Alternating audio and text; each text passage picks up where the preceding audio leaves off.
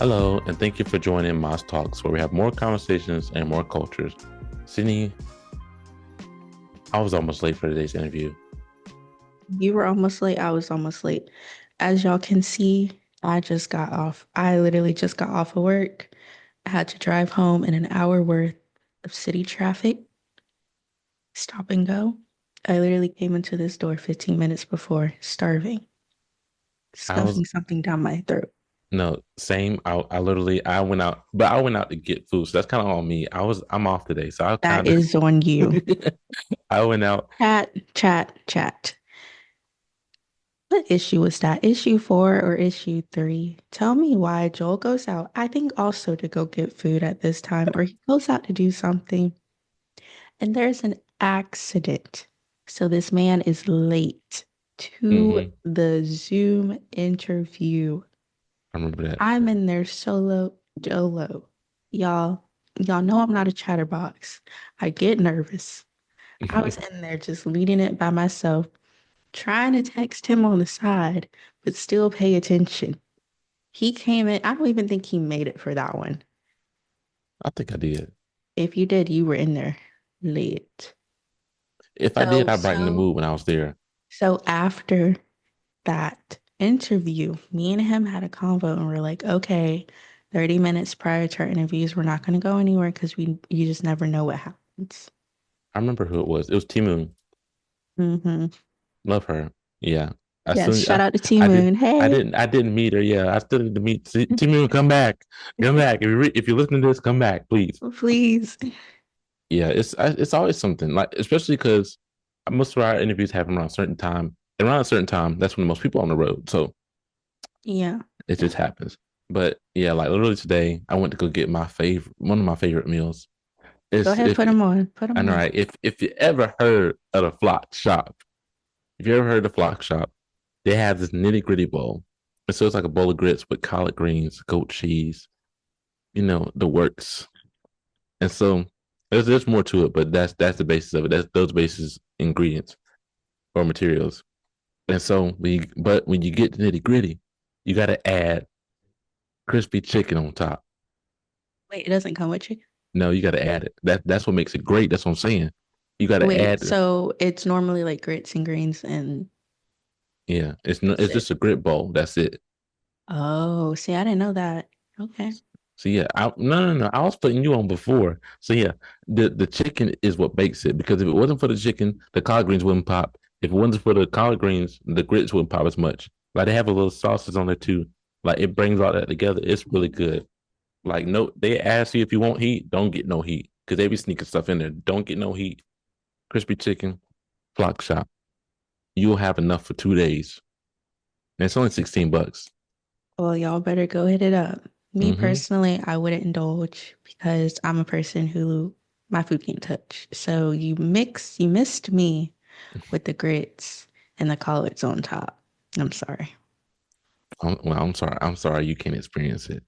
No, I can't. It's too much going on. Too many different flavors and textures. It's good though. But anyways, that's our intro for today. We're gonna move to our next segment where we'll talk to Lindsey Monet about her brand, Soul Maison. Good afternoon. Thank you for tuning into Moss Talks. Today we have the pleasure of speaking with Lindsey Monet about her experience as a fashion designer and owner of Soul Maison. Thank you, Lindsey, for joining us today. Thank you for having me. So you founded, designed, and creatively directed a brand on Soul Maison. Can you walk us through the path that led you to making it? Yes, I actually do not have any background in fashion, so I didn't go to school for fashion.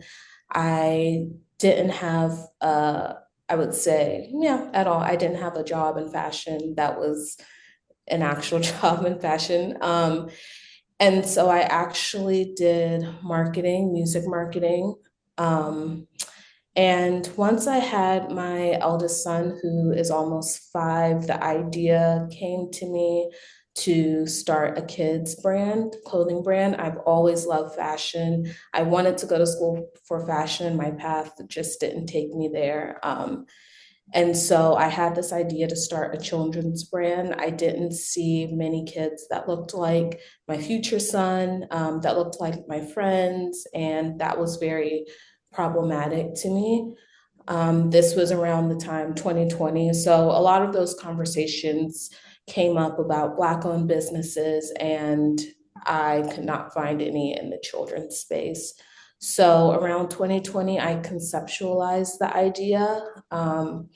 And since I didn't have a background in fashion, I really took my time with learning from the basics to how to work a sewing machine, to what a pattern meant, to what grading meant, just like really learning the little pieces of it all and unlearning things as well. And then in 2024 of April, we actually launched. So it took about 4 years of really like researching, digging into things, designing a collection, realizing that's not close to what I wanted, and designing it again. So it was a 4 year process before even launching. And then we finally launched in April of 2024. Yeah, that's Wow. amazing. Especially I find it more interesting because like you are a parent. So you said you have three kids. Yeah, Um I gotta ask, what's it like having trying to own a business and trying to make sure your kids are also in order at the same time? right. I mean, I will say the most beautiful thing, because I get asked this quite often, and honestly, like, I would not be here if I did not have my kids. I would not have had this brand if I did not have my kids. I wouldn't have like taken this leap in the way I have Mhm. if I didn't have my kids. So I think a lot of it's another thing that we talk about a lot within our brand is being a parent and deciding to take that leap towards a dream. And in my case, I wouldn't have done that if I weren't a parent. So it was the catalyst for everything I'm doing now. Don't get me wrong, it's not easy. I have three kids, and they're 4, almost 5, 2, almost 3, and the littlest one is 2 months. Mhm. So it's not easy by any means, but I think in parenting, you have to learn how to pivot. You have to learn how to roll with the punches. You have to learn how to learn things and unlearn things. And I use a lot of what I learn in my parenting in owning a business. And it parallels perfectly. It is harder, but it works in a way because you can grab certain knowledges from each thing and make it work. So, yeah.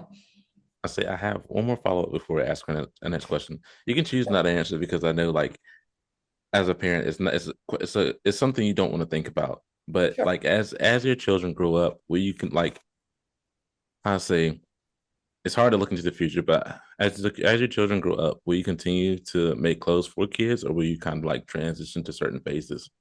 Definitely.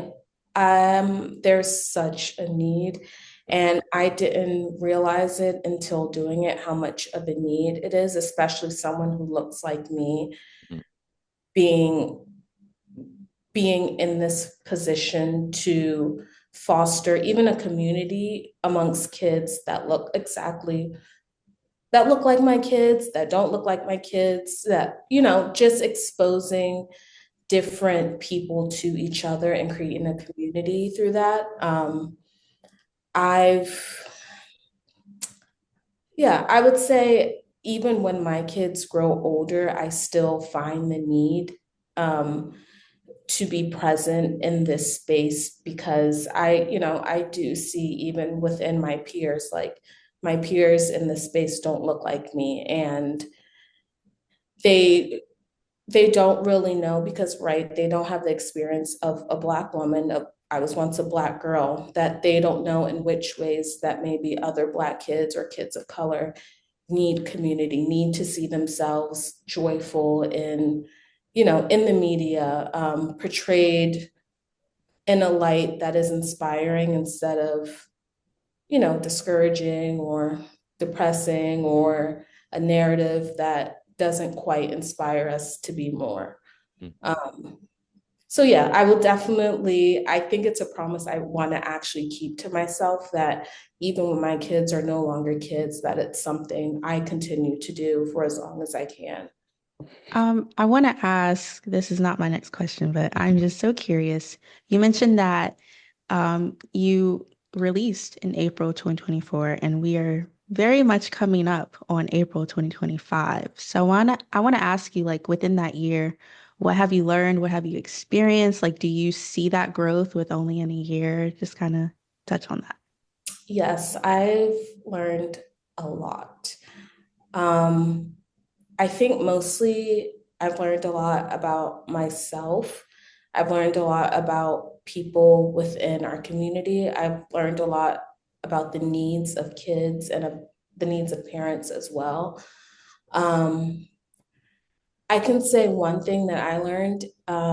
It's actually a like the most validating part I think that's happened within this 10 months is we actually ended up in the Kendrick Lamar Not Like Us music video. And this was 2 months after we launched. Um, the, I'm sorry. the story gets even funnier. um, I'm sorry, but yeah, sure. the reason I'm over giddy is because one of my questions is about that. Yeah. So Should I merge it I would say or? yeah, because Okay, my question was going to be what was going through your mind as you found out about that. right. So that was the story gets funny because in my household, we watched that music video so many times. And I remember sitting with my husband, we were watching it. My kids love it. Like, it's a big production in our household. And we were watching it, and the scene with the family, which is the particular scene my jumpsuit is in, comes on. And I literally say to him, I'm like, wow, that looks like our jumpsuit. I was like, it looks exactly like our jumpsuit. But then I was like, no, that's not it. Like, and we never spoke about it again. And then 4 months later, I actually find out it's our jumpsuit, which is embarrassing to say because it would be like, how do you not know that's your own jumpsuit? But I think I was so in denial because we were only 2 months old and we weren't notified that it was going to be in the music video. So I think I just dismissed it because there's no way, right? 2 months. I was like, there's no way Hmm. that happened. And I actually spent a lot of time. It's crazy to say. I spent a lot of time analyzing the designers who ended up in the music video that Kendrick wore. There was articles written and everything. So I like went back and like analyzed it. And I remember thinking in my head, like, wow, like when we get that moment, I just like can't imagine how I would feel. And the Hmm. whole time we were within that moment. But it was just a very validating moment. We, as parents, as someone that switched careers after becoming a parent, um, pursuing entrepreneurship is not a linear journey at all. Like when you make that decision to go for it full time, like it can be the most unknown, scariest, like holding on to your faith like no other moment. And so finding that out was like a little nod, like keep going. Like this was a little Easter egg, I felt like, to keep us propelling forward. And so that's something I learned or relearned maybe is you never know what's around the corner at all. And like something could already be there written for you and you just never know until you take that jump. Like if we didn't take that jump, that wouldn't have happened. Like he wouldn't have worn that jumpsuit. It would have been a totally other outfit, which probably would have been great as well. But just like knowing that by doing that, it like even changed the trajectory of something else is amazing as well. Yeah, sometimes you got to pop out and show. But anyways, Exactly. I also like I also think it really just speaks to the fact that you notice like a gap in the industry, right? With like children and Black children and like clothes. And so you went ahead and, as you said, took that leap of faith. And then literally like 2 months later, like you never know who's seen you. Like you like people needed that. And Right. someone who was a stylist working in fashion, they finally found, clothes made for Black and brown children. So mhm. And I think it also, and something that, it's something that I work towards right now is bringing even kids' fashion into the conversation. I think if like if there are kids in music videos, even their fashion isn't really like looked at as much as like maybe the adults in the music space or music video or just any type of like media realm. I think kids fashion is kind of like an afterthought. Um, and I think it needs to be more of a forethought as well. My son, he's only 4, but he expresses himself so much through what he wears. He wears his shirt backwards intentionally, he wears his pants backwards intentionally. And I can see that it's a part of him and like how he even processes his own expression through fashion. And I think that is important. Confidence from a young age is very, very important. Kids seeing themselves in spaces that like maybe traditionally aren't thinking about kids like we're appropriate, of Mhm. course. I think that is important as well. Yeah, we have so many like bright, beautiful, talented kids, especially in these coming generations, and I think they should have a chance, especially Black and kids of color, to be in these spaces, to see that other people exist in these spaces, to have, like mentors in these spaces. And so, yeah, it's very, very important um, to us as a brand.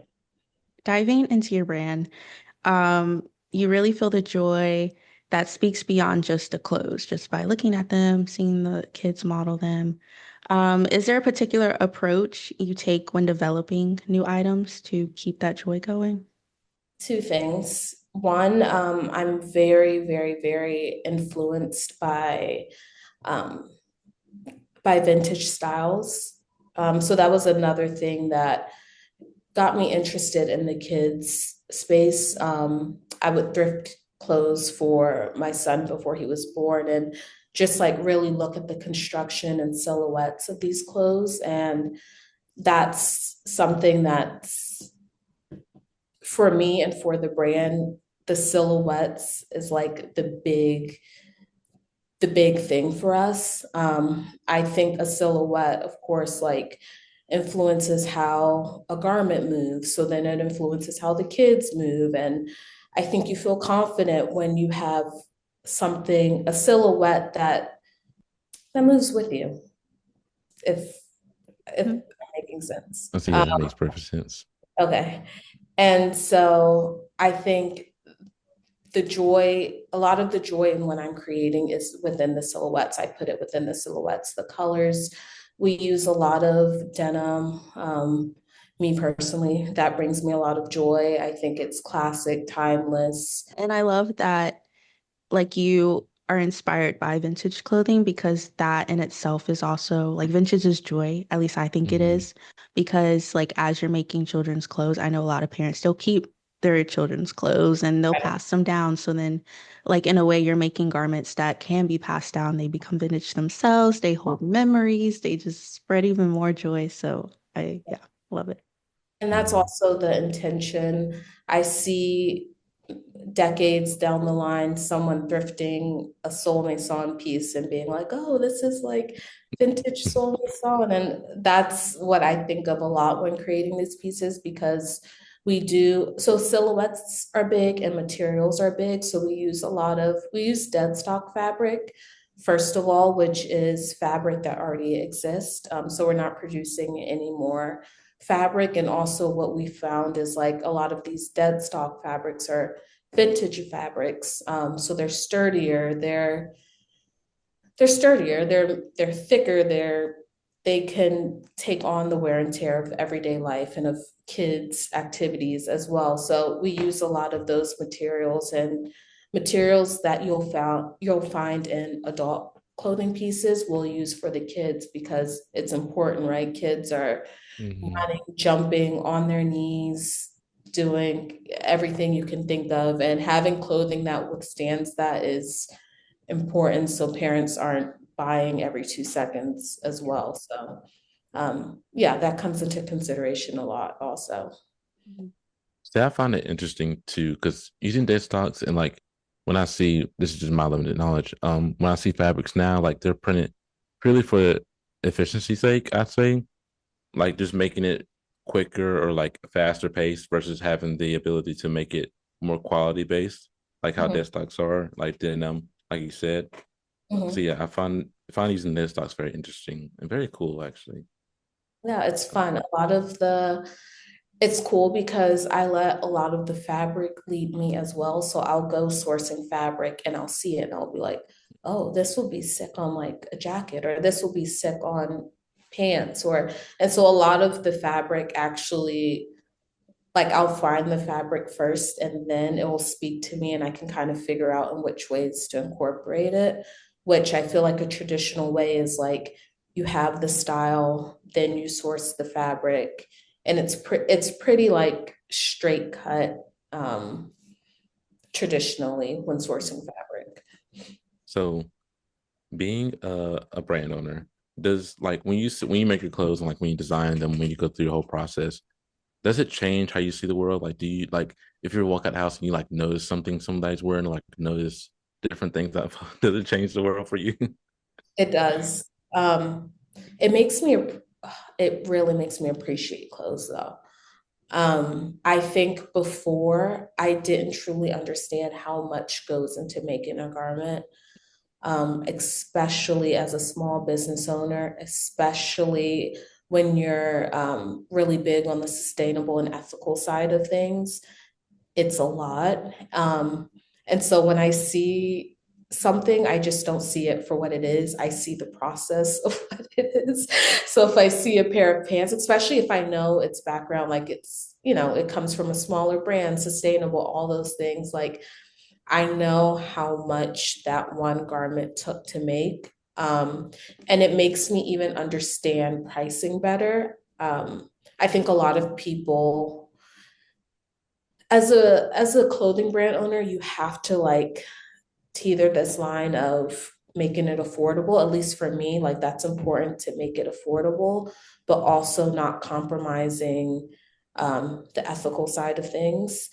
And so I think even when I see pieces and they're a little more pricier and it's from a small brand and they're doing these ethical, sustainable things, like I understand it more now than I once did.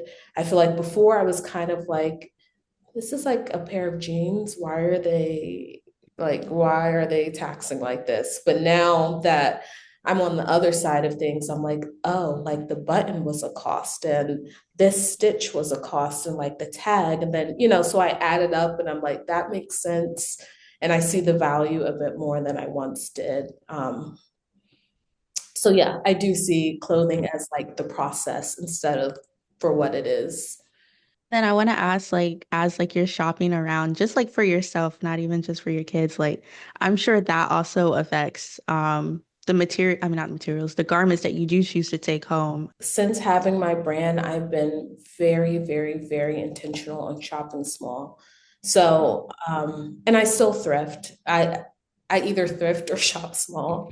And it's also been beautiful since entering this space. I've had a lot of other fashion designers take me in under their wing that have been in it for a longer time. And so we get to support a lot of our friends, buy from our friends. So a lot of our wardrobe is made up of small brands, thrifted, buying from our friends. It's very intentional now. Um, which makes me very happy. I enjoy putting on a piece and like having some sort of it feels good because it's also where my heart wants to support as well. It's not just me spending money to spend money. It's like I'm spending money, but also I'm spending it because I want to support these people. The people behind a brand really mean a lot to me now with being a brand owner. It's really hard for me to support bigger corporations that I know kind of view their customers as numbers instead of like each individual customer. So the people behind a brand really, really matter for me. That community Yeah. of it, yeah. Yeah. But we're gonna move to our next section, which is gonna be a quick fire. Basically, I'll ask you a question. I want you to just tell me the first thing that comes to your mind. Okay. Okay. So, favorite childhood movie or show? Martin show. Mm. See, that's what I mean. Like maybe I should have been watching that, but it is. Who is your hero?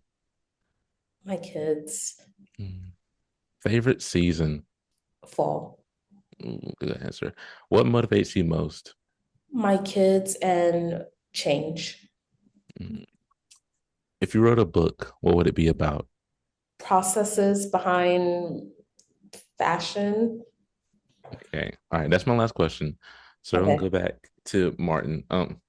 Martin is an OG show. Back to the Like love Martin. Like when it was his prime. I know. And it had a different meaning then. It didn't mean then to me what it means now. Like Mhm. now I get all the inside jokes. Then it was just like, ha ha ha. I don't know why I'm Yeah. laughing, but it's fun. Mhm. So I feel like even though it might not have been age appropriate, you could tailor it to your age by what you understand at that Yeah. age. I feel like as a kid, you understand the goofiness, like his all his exaggerations. But then like as an Exactly. adult, you're like, he said what? Like and Right. then, like I was watching this at 8 years old. Right, exactly. Exactly. But also your second one, I think is so heartwarming because your kids are your heroes. That's like if my mom said about that about me and I grew up and found it out, I'm like, mm-hmm. I'm like, come on over here. That's me. They teach me a lot. I've learned a lot from them. So Yes, I'm a fall girly as well. yay. I just feel like okay, temperature wise, fall is amazing, but also like thinking about fashion, like you can layer, you cannot Layers, layer, colors, like textures, just like fall is like I feel like fall is the time to play around, in your yeah, styling. 100%. And like you said, the layers, the you can just have fun Mhm. Mhm. fall fashion also. And then also just like you can have, I love warm drinks, so you can introduce like warm drinks and it set a whole mood around fall. So Oh, well, all I'm gonna say is process behind fashion. I would 100% read that, especially after sitting here and listening to you talk about how much time you put before you even started your brand. I would love to know, some of the gems that you have discovered and applied to your brand as well. So I don't know, maybe, Yeah. 10, 5 years from now, I book know. deal. Tomorrow. And I'll be even more specific. I think a children's book doing that would Mm, be more my thing. Yeah, like I can already see it. Like the children's books that have like the things you can feel, things you can touch. Yeah. Oh, Yeah. okay. Hopefully, We may have another conversation, flesh that idea out. I think that would be wonderful. Growing up, like before like middle school age, like for a long time, I wanted to be a fashion designer. So like as a kid, like Ah, just thinking about like kid me, I would eat that book up. So, yeah. mm, mhm. go make that book. Go ahead and make that book. 2030. See, I got $30 in my pocket, burning a hole. It might cost more than that, but I'll put it on my tab. Oh my goodness. That has been our conversation with Lindsey. Check her out on social. Check out Soul Maison, and feel free to support her on all platforms, please. She's amazing, so please support her. You guys are amazing. Thank you. So Lindsey is very inspirational because most people like they make brands, they make clothes, for adults, and like it's very easy, very accessible because obviously like adults are like say the same size for a long time. Hmm. And so the having the mindset to make something for kids and also being a mother is insane to me. And then like also with kids because they are growing human beings. Hmm. You have to take that into account. A lot of kids' clothes are, made so that the child can grow into them. So, I mean, like they're not, having a shirt for a month and then like something that can kind of stay with them. So I think that also, is just even more of a feat. Yeah. Mhm. Were there any stores you went to as a kid?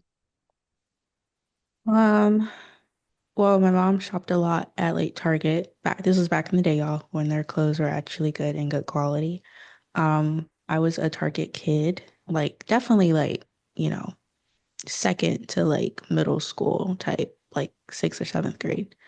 Um, Sometimes Justice. I know all my girls out there remember Justice. But that was, a little bit more pricey. So that was like every now and then type. Um, when I was like a child, like a kid, like a baby, Children's Place, they have great clothes. Clothes that like would last a long time. As she mentioned, like, as children were playing a lot, were rough. Children's Place clothes would last a long time. Um, I think those were the big three. I can't really think of anything else off the top of my head. The more places you name, I'm realizing you might have been in a different tax bracket because No, because no, no. Coupons. Coupon. Back in the no, day, she had the coupon book. We didn't go nowhere without that thing. you need to visit my mom because she still has a coupon book. She so they Balling on make a budget, yes. my mom knows, but so I'm gonna get back to the store I went to as a kid. But my mom she had a binder. So you know you have a big school binder. Think of the biggest one you think of, Hmm. and then make that into a briefcase. That's what my mom had. Did it fit in Imagine. her purse? No, that thing was bigger than her purse. She walked in the store, like you can see her from the parking lot. You like that's the lady with the thing. Like close the door, close the door. The And she briefcase lady was here. she was holding up the line. Like literally, like but it fit perfectly on the shopping cart. Like it wasn't like briefcase, but it was like it Hmm. zip up and like you could hold it like a briefcase. Hmm. But it was probably like this big, this long, like yay high. Like it was a binder. Like And, she had them removable sheets, some clear plastic sheets. She had them. and it was all organized. Mm-hmm. Had Wh- Just Save, Food Line, you name it. Like they made extreme couponers and they forgot about somebody, So which is my mom. what stores did she take you to shop at with them What coupons? store didn't she take me to shop at? Let's talk about that. What store didn't I go to? We went to Walgreens, um, CVS. I said for clothes. Oh, for clothes. Oh, I was about to say I'm about to get on the coupon train here, but so, so my country came out. But for clothes, like when I would say as a kid, I got hand me downs because I had an older brother, so it was kind of like that. I remember I used to have a pair of overalls that had a Mickey Mouse on here. It was so Oh. cute, so cute. My mom probably still has it, but yeah, it was so cute. I remember that garment especially. But when I got a little older, like I would say when I learned to walk and like I grew up some, um, JCPenney, Belks, Same. um, Hmm. their store obviously. Like honestly, a lot of my clothes we would find from people she knew, people that we went to church with, be like, hey, like Johnny grew out of this. You want this? I got a bag in my trunk. Yep, I know about Yeah. that. Hey, get you a bag of clothes, exchange them for some collars. There you go. That's what you get. Welcome to church. hmm Like that's how it was. But Any black neighborhood. hmm I had a neighbor who used to give me some of her clothes. hmm Well, not some, it would be bags. talk to your mom. She probably exchange some food for it. hmm And then The give cash. cake, the And cake. then that too. What's the deal when like is it? I don't know if it's my mom, but or like mothers, but like when they give somebody some cash, they don't like give it to them like this. It's not like laid out. It's not like you don't see the bills folded out. Like it's always rolled up, and it's like here, like this. Is what I'm saying. Like when That's your parents, mom. when my mom hands somebody some money, I think this is a bill. The bill isn't like laid out like this. It ain't even folded in half like this. Like it's rolled up into like a brochure, and she like, here you go. And she don't tell like if she really need to give it to you, she'll slip it in your purse. Oh yeah. Hmm. Like we know about that. Or or my mom be like when they give children money, they be like, here, he go. See, that's my grandpa. He'll take you to the side and he'll be like, and he'll Come, just come over here. But I will say, also growing up as a kid, I really enjoyed wearing bigger clothes. Like my dad had shirts. Like he had a shirt I have now. I actually have it now. Dad was a big dude, big dude. But he had a shirt. It was a painted shirt. Has like paint stains all over it, and I just wear it every once in a often. Like I said, it's a Henley short sleeve, little button up. If it ain't have paint on it, like yeah, I could see it. I could see it. He be out in the yard. Yeah, I could see it. I think that also speaks to the years you were a kid because, Mm-hmm. like, that oversized look was like a thing. The big shirts, the big Mm-hmm. shorts. Also, yeah. Also, like polos too. I had a lot of polos Oh, as a yeah, kid. yeah. Polo was big and like Aeropostale. I remember like if it didn't say Aeropostale, who like are you even Yeah. cool? No, that's one thing I hated about school. Coming to school and like seeing it. What was it with Aeropostale and having them long button ups for women? Like, Like the V-neck. no, not the V neck. Like the buttons would go down so far. I don't know about that one. I back in my middle school days, it was like the Aeropostale hoodies or like the t-shirts. Now, It would literally say Aeropostale here. did y'all used to have to wear uniforms? No, we See that's why. okay. See tax No, no, no, bracket. no. Who? No, no, no, no. We didn't have to wear uniforms, but them dress codes were extremely strict. And I want to take note that I walked so the kids today could run. Because when I tell you I fought against that dress code. Because it don't even get me started. I hated it. I hated the way they regulated our bodies. See, They don't see, do like that no more because of our generation. you would have hated my school system then because we had uniforms. Like it had to be a certain color, be a certain length, like the shirts and the pants. Like we were basically, it felt like private school for public. But like, yeah, you had to go to a certain place to get the correct shirt too. We had places in town that would show uniform shirts, and then a kid show up to school be like, "That ain't the same color." You be like, "That that ain't the right color."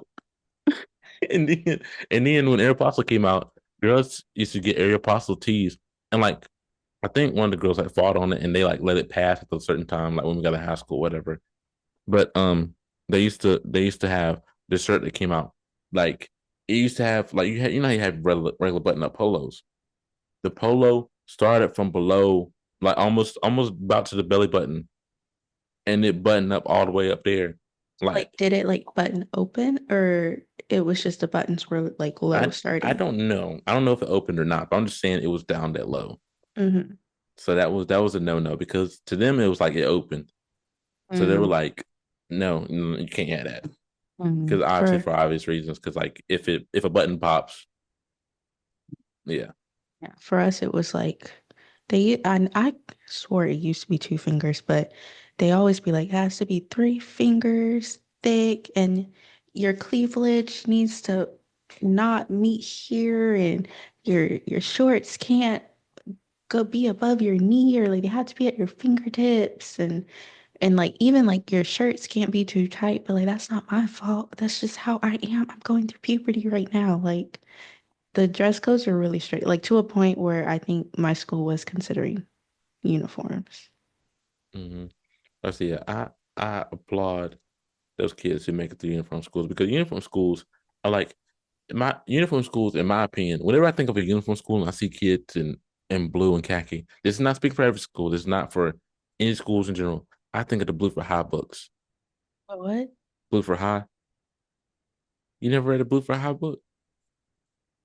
Oh, Beaufort High. I thought it was Blueford. Oh, I don't know. I don't know. I was just trying to make up what you were saying. It's one of them two, Blueford or Buford. I think it's Blueford. I didn't read any. BLE. I don't think I read any books like centered around like high You need schools. them books is sad.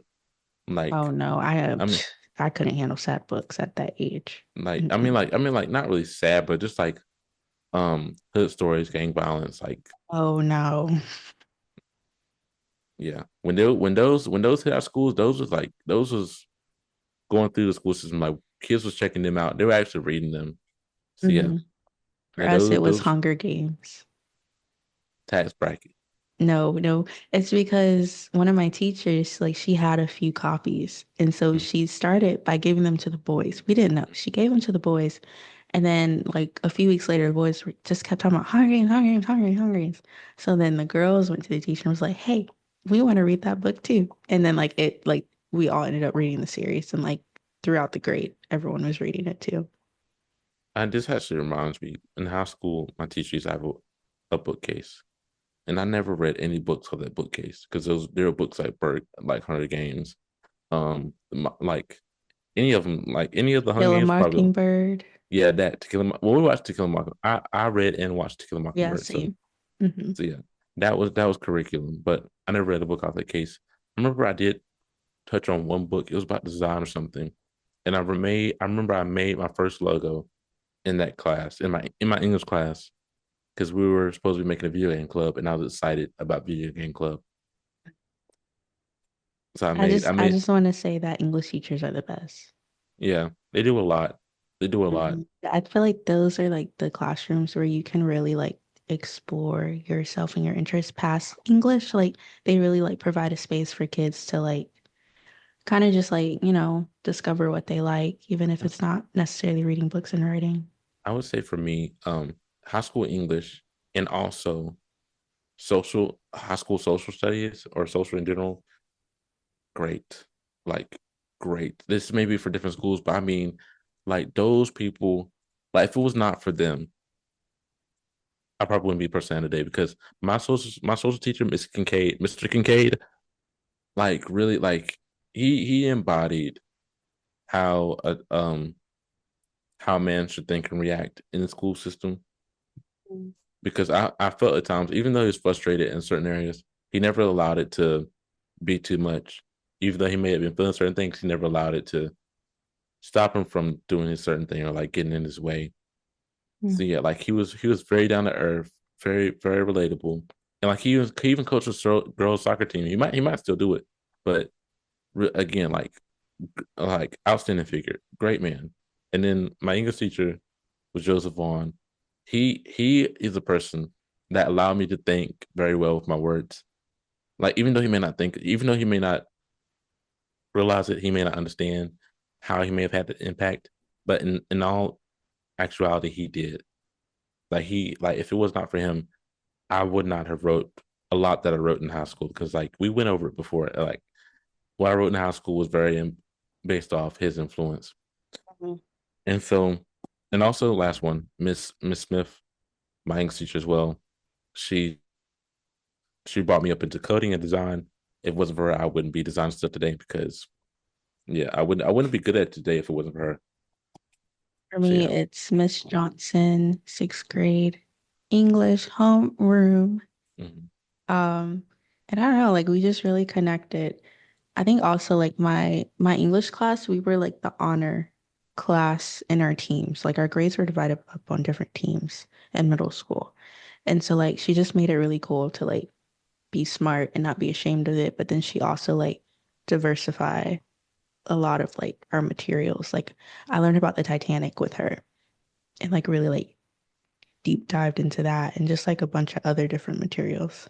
And she was yeah, just really cool. And like she's someone I continue, even though I had her in sixth grade, seventh and eighth grade, I continue to go back to her and just check in and see how she was doing. And, yeah.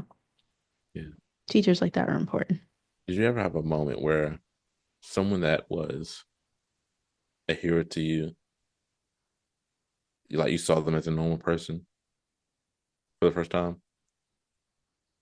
Let's say since I've been out of high school for a very long time, now looking back to like my dance team coaches, like during school, I was like, wow, like they're so cool. And they are. I was like, just like, wow, like they're so cool. I don't think I realized their age because I think they're probably like now what they were then is probably like my age now. Yeah, Um, I was just like, wow, they're so cool. But now, like, I'm older and looking back on it, I'm like, they were just, normal people, or like I follow them on social media now, or like I'll run into them sometimes. And it's just like, wow, like you're really like just like a person. I mean, you're a cool person, but like I guess it takes away like that, like idolization of it. I don't even know if that's the right word.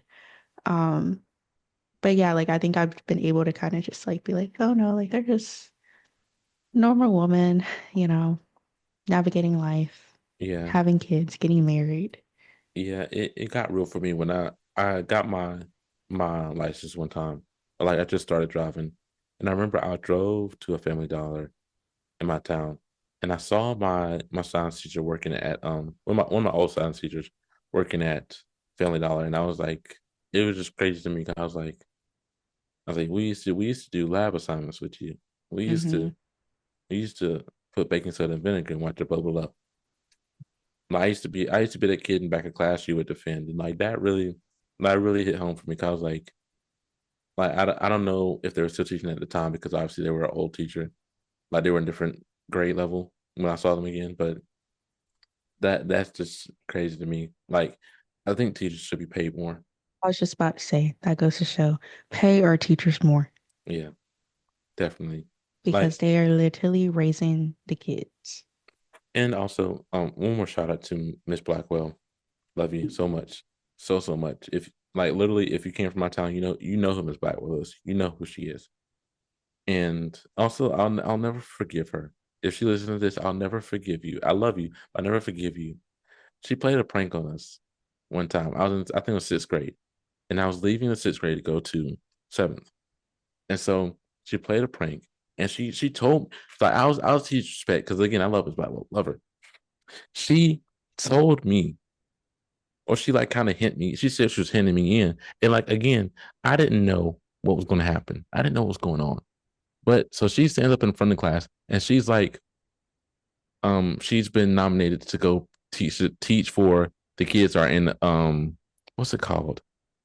Not America's Got Talent, but the America's not American Idol, American Idol. Because like they're children, like some of them still have to go through schooling. And so like you so no. See, look, as a sixth grader, you gotta think about this. I don't like I as know. also a person without television, I don't know what American Idol is. I was about to say, did you know what American Idol? No, I didn't know. So Ah, I'm thinking this is like you missed out. I did, thank you. But I'm thinking like this is legit. I'm like, oh no. And so she's saying she's gonna be out for the rest of the year. And so like literally that day, she packed up everything before class. She leaves.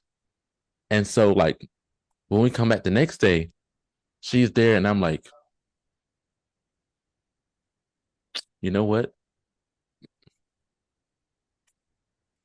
But again, love her. Love her to death. Well, that's the end of today's episode. Thank you for listening to Moss Talks. Please share, comment. You want to see some comments. We like to talk. Yeah. Um, and listen wherever you get podcasts. Share about it, like it, heart it. We have a YouTube too, so go up there and subscribe. You can watch the full episode. And special shout out to Lindsey, who we spoke to today. If you haven't already, please go follow her and follow her brand. As you saw, she's just an amazing woman, an amazing mother who really cares about kids and what they're putting on their bodies. I just think that's really beautiful to support. So please do that and come back next week for another episode of Moss Talks.